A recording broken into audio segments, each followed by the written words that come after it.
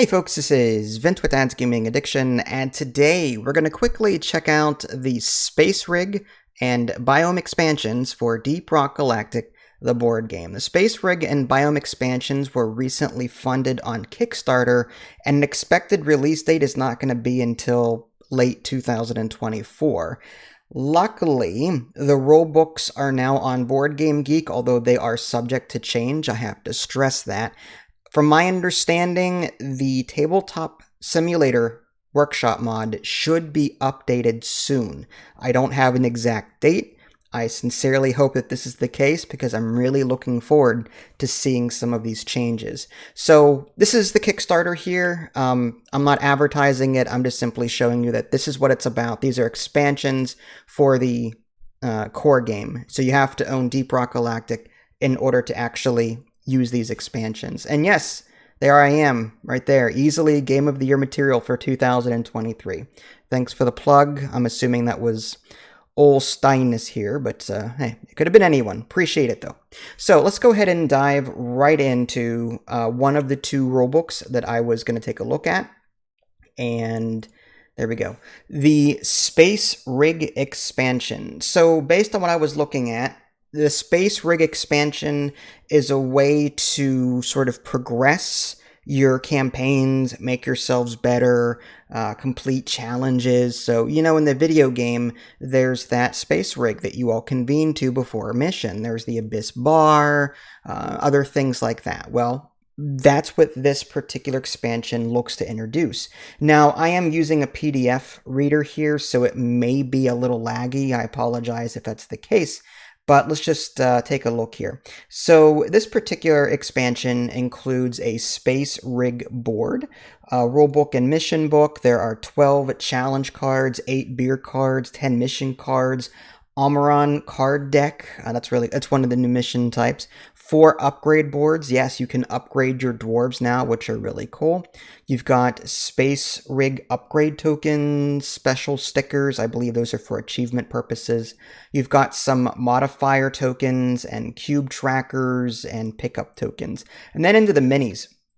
You've got the Liquid Morkite Pump Jacks. That's a new mission type in this as well. In addition to having the Armor and Hearthstone escort the drill dozer mission like you do in the video game, this expansion also introduces the whole construct the pipelines, get the liquid morkite to flow into the refinery kind of thing. Those are the 2 mission types that are now introduced into this expansion. I'm really excited for that. I came up with house rules, like a homebrewed mission type for that, and it looks like they've actually either incorporated some of those ideas or just by lucky chance we sort of meshed on our ideas, because some of my ideas made it into this, which, you know. Anyway, so pipe tokens, hidden caves, armor and Hearthstone gem, and then you have the drill dozer board, oxygen tanks. That's for like the challenges. In the video game, there's like these challenges that will sometimes, like challenge modifiers. Sometimes they're good, sometimes they're bad, but the bad ones, like limited oxygen, so you have to stand next to Molly or whatever to get your oxygen refill. Well, that's one of those challenges here. And then you've got the space rig. I'm not going to read everything off to you because this is a 44-page document and I still have to get through the other rulebook. But it says, just real quick, introduction. The space rig expansion introduces a small campaign system that lets you create an assignment consisting of 4 missions. Before starting the assignment, choose and equip a dwarf as normal. During the entire assignment, you play as the same character and earn unique upgrades that will make your dwarf stronger and better equipped for later, harder missions. You will get the chance to change weapons as you return to the space rig between missions. So it's kind of like the original deep dive in the core game, but this one introduces ways to like upgrade further and make it all better.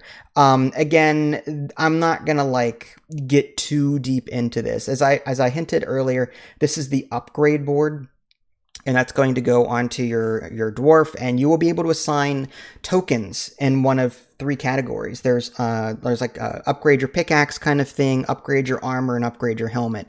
And different upgrades do different things, which is kind of cool. Here's a quick look at the board itself, the space rig. Along the top, it looks like you've got a place for these like challenges or whatnot. Again, I've not played it yet. This is all speculation at this point. It looks like there are the beer cards here. I'm assuming they reward you in various ways. Who knows? And then you've got like this progress tracker down here that lets you unlock things. These are probably the 4 missions that the game alluded to that you have to try and complete up here for this particular mode. And so on. So that's really cool. I love the idea of permanent progression. And then it goes into like mission setup and how to do everything. And again, I'm not going to get too deeply into this.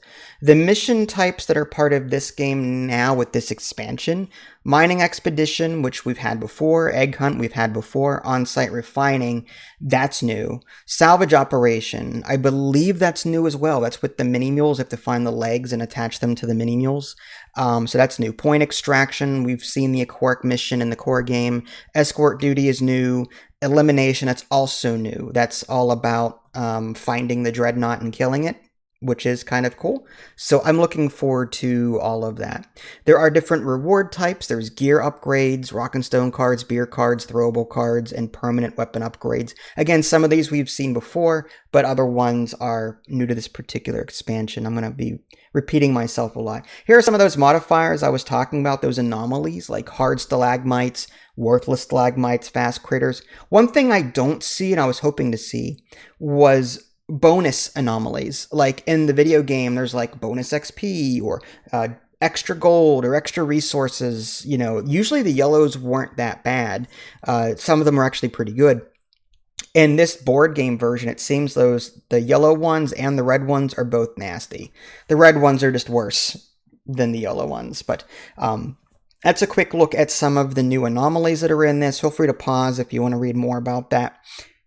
There's an in-between missions instruction here. And you can find these rulebooks, by the way, on Board Game Geek. Just go to the expansion itself on Board Game Geek, the page, and then go to files, and it's all there. Achievements. You can only unlock achievements when playing Hazard 4 or 5.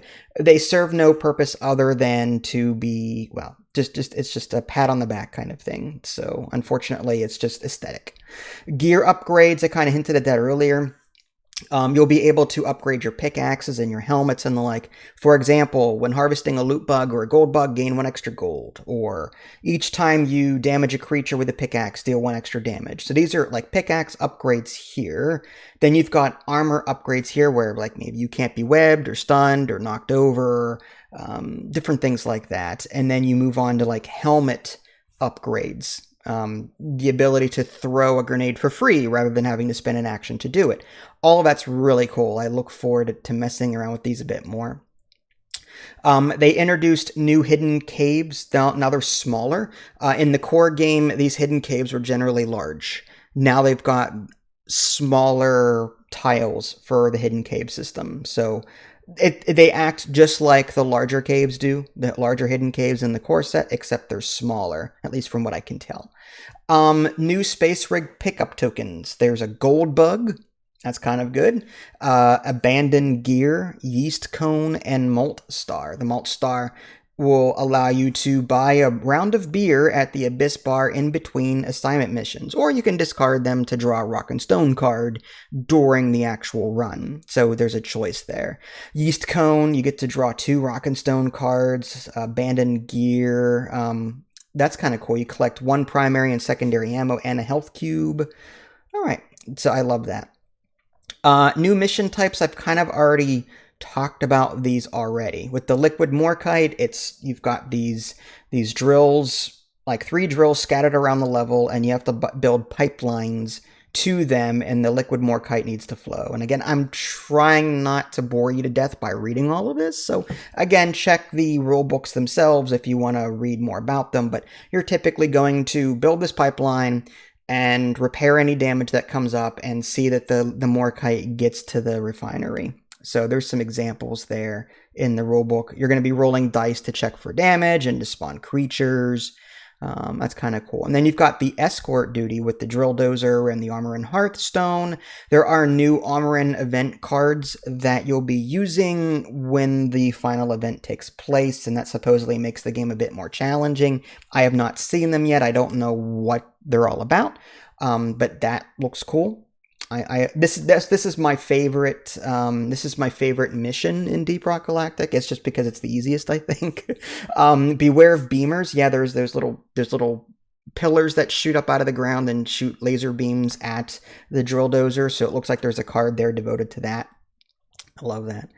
And then it gets into the different missions. And again, I don't want to like, this would take forever. This is a 40-some page document.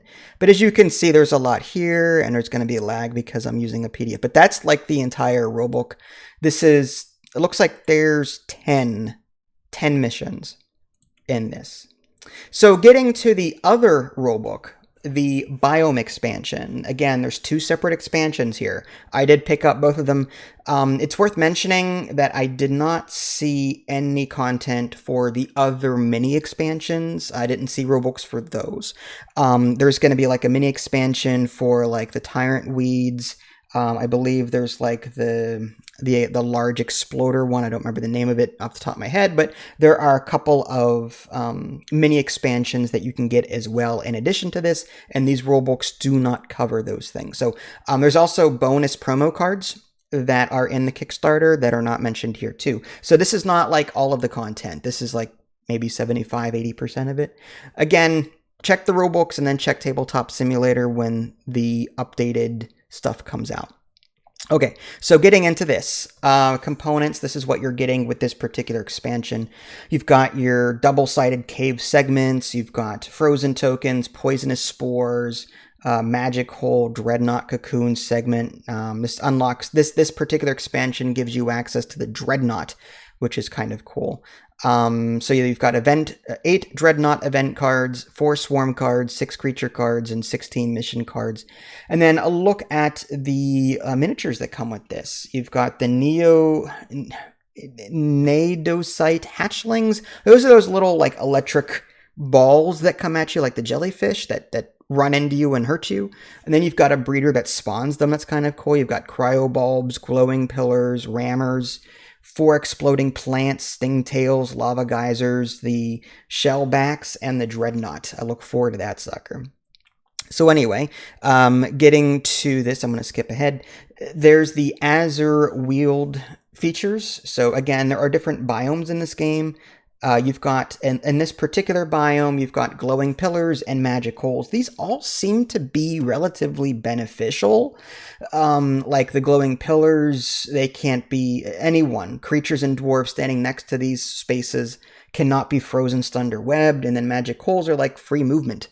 So that's kind of cool. Like that's pretty mild, all things considered. And then you get into the fungus stuff, and this is nasty. You've got poison spore fungus, which could possibly do damage on an exclamation point roll. You've got sticky goo, which will stop movement. It kind of is like the goo bomber from the Goo from Above expansion, but this is worse, where the goo does not get removed when you step on it. So that's kind of nasty. You can use platforms and you can use the zip line, the gunner zip line, in order to sort of move around them. Exploding plants, you shoot them and they kind of cause a chain reaction like in the video game, will do damage.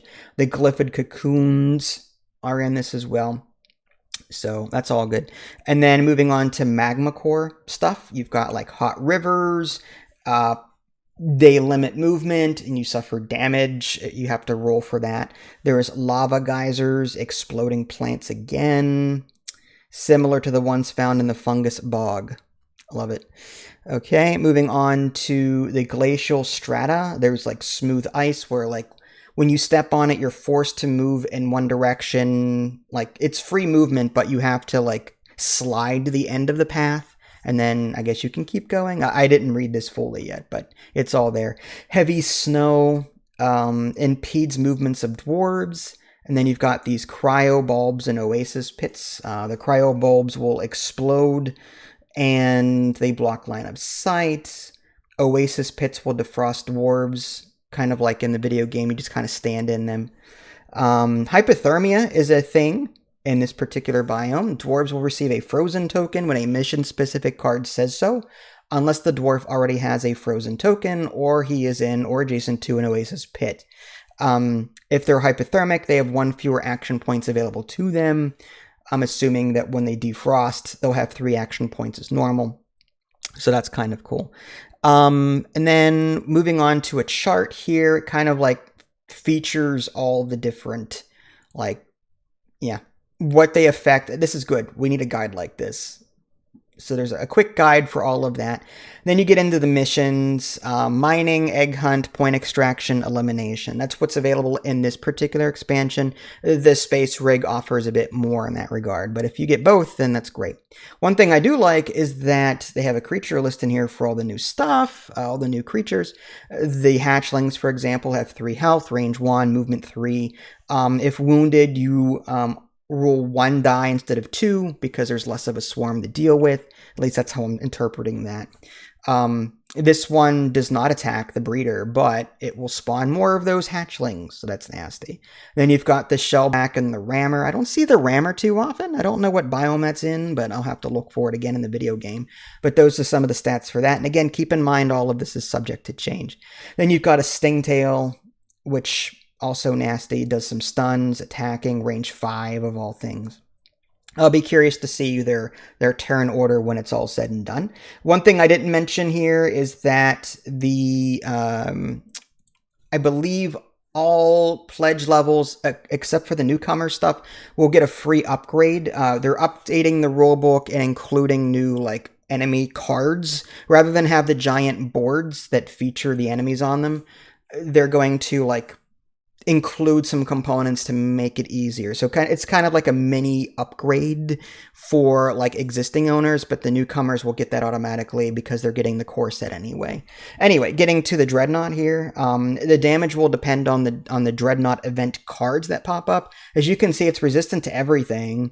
And immune to everything, but you have to shoot it from behind. What's different about this, the cone for this looks different than the Dreadnought, or the, I'm sorry, the Oppressor or the other one, the Praetorian. I don't know if it's just me, but it looks slightly different. It looks like more cone-shaped. So it's going to be a little bit more difficult, I think, to get it from behind, but the Scout is great at that. It can move and shoot. So we'll probably be trying to freeze it from behind and then shooting it from behind like we do with our Oppressors and Praetorians. But anyway, so that's a quick look at the Dreadnought there. I don't know if there's anything else to show on this page. Yeah, Cocoon segments, Dreadnought event deck, Rock and Stone cards. Okay. And then you get into the missions, which, again, I'll let you guys explore this on your own because, well, there's a lot here. I'm scrolling down to the bottom, and it looks like there are 16 missions for this. This is mission 16, and if we scroll down, there's a Dreadnought there. Nice. Okay, and that's the end of the rulebook. All right, so there you go, folks. That's just a quick look at the different expansions for the Deep Rock expansion. For the Deep Rock core set, I'm a big fan of Deep Rock in general. I love the video game, and we like the board game. We have house ruled it a bit in some places to make it more accessible, less luck-based, and just because we do that kind of thing. But I'm really looking forward to seeing all this new content. And again, as a reminder, the core game is on Tabletop Simulator, and soon, and I don't know when, because it's a person actually bothered to, through mood support, update all of this stuff. But soon-ish, they will be updating the Tabletop Simulator mod to include these 2 new things. The actual physical copy won't be done until like 2024, I think it was, so it's going to be quite a while before we see that. But yeah, I look forward to, there's so much here. I'm a little concerned that this is going to be overwhelming. Like, I play so many games already. So the addition of all these new rules, each rulebook is 40-some pages long. That's 80 pages of new content that I'm going to have to try and get through. So I'm a little overwhelmed by that, considering I have other games to cover, but yeah. Oh, here's a quick look at the bulk detonator. That's the name I was trying to remember but couldn't. This is the one of the mini expansions that are coming with this, assuming you opt into it. And then the Tyrant Weed mini expansion there. So yeah, that looks cool too. I have a feeling I'm going to be introducing 1 or 2 things at a time. And then when I'm feeling like I can handle it, like introduce like 3 or 4 different things. But there you go. Quick look at some of the new content for the Deep Rock expansion coming out again in 2024. Hopefully you guys have backed it. It's expensive, so I can understand if you didn't. But I took the plunge because I really enjoy this particular game. Well, this is Vince. Thanks for watching. Catch you all next time. Take care.